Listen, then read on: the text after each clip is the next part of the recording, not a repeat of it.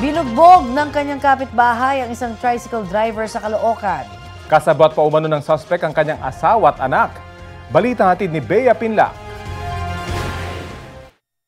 Nahagip sa CCTV ang pagkaripas ng takbo ng 24 anyos na lalaking ito sa Bagong Silang, Caloocan. Paika-ikang tinatakbuhan ng lalaki ang kapitbahay niya na humarang umano sa kanya matapos siyang mamasada ng tricycle. Pinagsusuntok din daw siya sa ulo ng kanyang kapitbahay. Pauwi na po ako sa aming gagarahin na bigla niya pong huminto sa hante, bigla niya ako sinuntok dito sa ulo. Kundi hanggang sa makatakbo ako, sinundan niya po ako. Sugatan ang biktima na agad namang dinala sa ospital. Ayon sa kaanak ng biktima, kasabwat pa umano ng suspect ang kanyang asawa at anak na nag-abot pa raw ng pamalo. Yung kapatid ko biglang sinuntok po sa ulo. Tapos may hinagis po yung asawa niya ng batuta o tubo, pati yung anak niya po. Dati na raw nagkaalitan ng suspect at biktima. Pinagbintangan umano ng suspect ang biktima na kabilang sa mga nambugbog sa kanyang anak. Sabi niya sa akin, papatay, hindi pa ako nakakaganti dyan ate, hindi pa ako nakakaganti, papatayin ko yan. Giit naman ng kaanak ng biktima at isang saksi sa insidente, Hindi nga po na hawakan ng kapatid ko yung anak niya. Dahil wala naman po yung kapatid ko sa pangyayari lang sinasabi niya, binugbog niya yung anak niya. Alam ko nadamay lang po yun eh. Siya lang po ata yung naabutan gano'n. Patuloy namang nakikipag-ugnayan ang kaanak ng biktima sa mga otoridad para sa investigasyon. Sana mabigyan po ng hustisya yung ginawa niya sa kapatid ko. Ibuhay na po ng kapatid ko yung nakaslali. Sana sumuko ka na. Sana pagbayaran mo naman yung ginawa ko mo sa kapatid ko. Bea Pinlac, nagbabalita para sa GMA Integrated News. Nasagip ang dalawang sakay ng isang bangkang nasa gitna ng dagat na sakop ng Balabac, Palawan. Nabalian sila ng katig. Na-rescue po namin. Ayon sa Palawan Provincial Disaster Risk Reduction and Management Office, hinampas ng malalakas na hangin at alon ang bangka kaya nasira ang katig nito. Hinila ng speedboat ng PDRRMO ang bangka hanggang makarating sa Candaraman Island. Maayos naman daw ang lagay ng dalawang sakay. Umapaw naman ang ilog sa barangay Deca Lachao sa Coron kasunod po ng malalakas na ulan. Dahil dyan, binaha ang ilang kalsada at pahirapang tumawid ang mga residente. Ayon sa kapitan ng barangay, halos isang linggo ng ganoon ang sitwasyon nila. Sa buong bansa, umakyat na sa 23 ang nasawi sa magkakasamang epekto ng hanging habagat, mga bagyong Ferdy, Hener at Helen. Batay po yan sa pinakabagong tala ng National Disaster Risk Reduction and Management Council o NDRRMC. 13 naman ang sugatan at 15 ang nawawala. Maulan pa rin ang panahon sa ilang bahagi ng bansa. Ayon sa Pag-asa, yan ay epekto ng hanging habagat. Apektado ng monsoon rains ang Luzon at Visayas na hinahatak at pinalalakas pa rin ang dalawang bagyo na parehas ng nasa labas ng Philippine Area of Responsibility.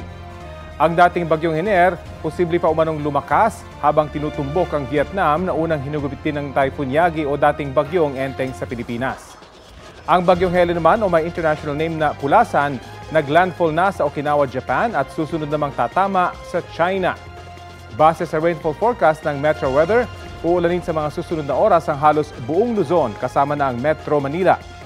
Posible ang heavy to intense rains na maaaring magdulot ng baha o landslide. May tsansa rin ng ulan sa ilang bahagi ng Visayas at Mindanao. Dahil din sa habagat, magiging maalon at delikado sa maliliit na sasakyang pandagat ang pumalaot sa ilang baybayin ng Pangasinan, Zambales, Bataan, Occidental Mindoro at Palawan kasama na ang Kalayaan Islands. Patuloy namang magpapakawala ng tubig ang ilang dam kabilang ang Magat sa Isabela na may 2 gate na nakabukas ayon sa Pag-asa. Tig-isang gate ang naglalabas ng tubig sa Ambuklaw at Binga Reservoir sa Benguet. Sa nakalipas na 24 oras, tumaas ang water level sa Angat, Ipo, San Roque at Pantabangan Reservoir. Bumaba naman ang tubig sa Lamesa at Caliraya.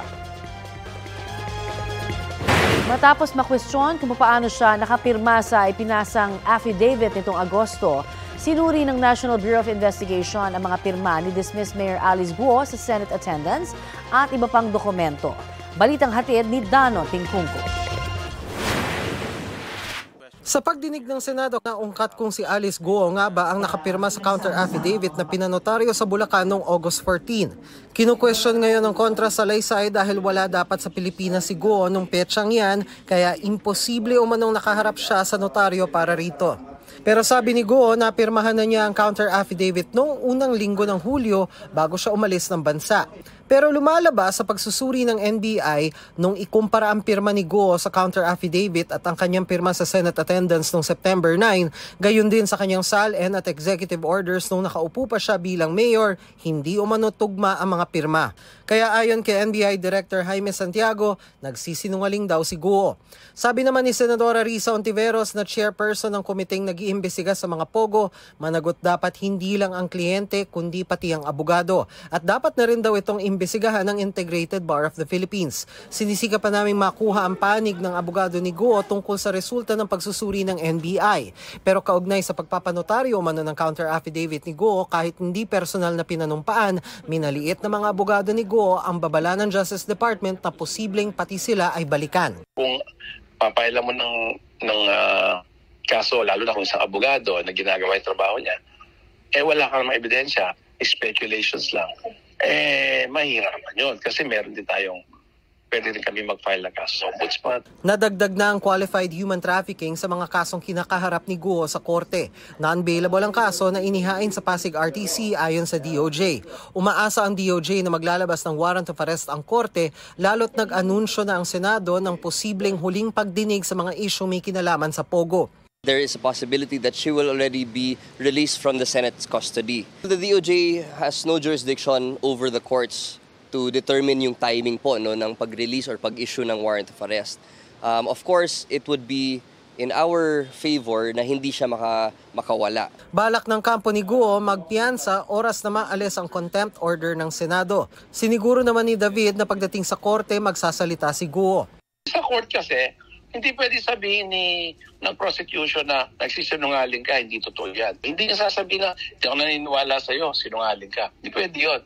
Sa gitna nito, sinabi ng PNP na sineseryoso nila ang lumabas sa Senate hearing na may dating PNP chief o mano na nasa buwan ng payroll ni Guo at tinulungan si Guo na makatakas. Well, no less than the chief PNP talked to me about that. Ang sinabi niya at gusto niyang iparating sa ating mga kasamahan sa media na there is no sacred cow dito sa gagawing investigation, even if it means holding liable ang isang former chief PNP.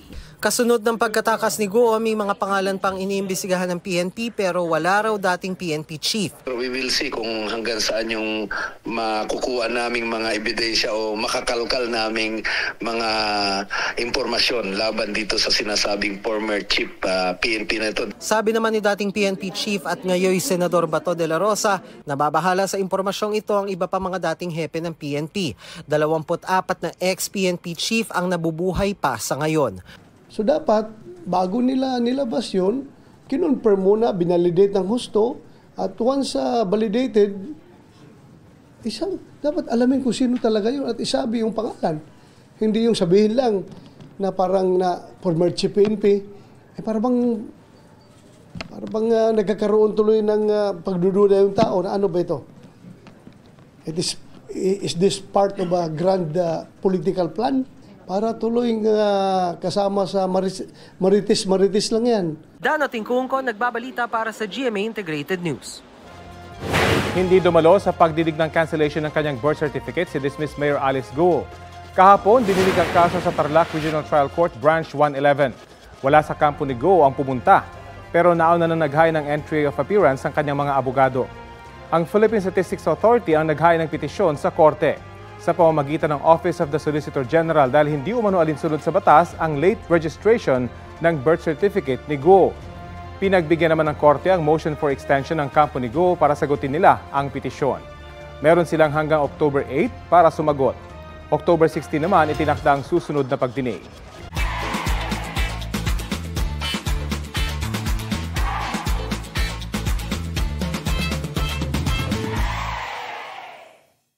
Kapuso, alamin ang maiinit na balita. Bisitahin at mag-subscribe sa GMA Integrated News sa YouTube. Sa mga kapuso abroad, samahan nyo kami sa GMA Pinoy TV at sa www.gmanews.tv.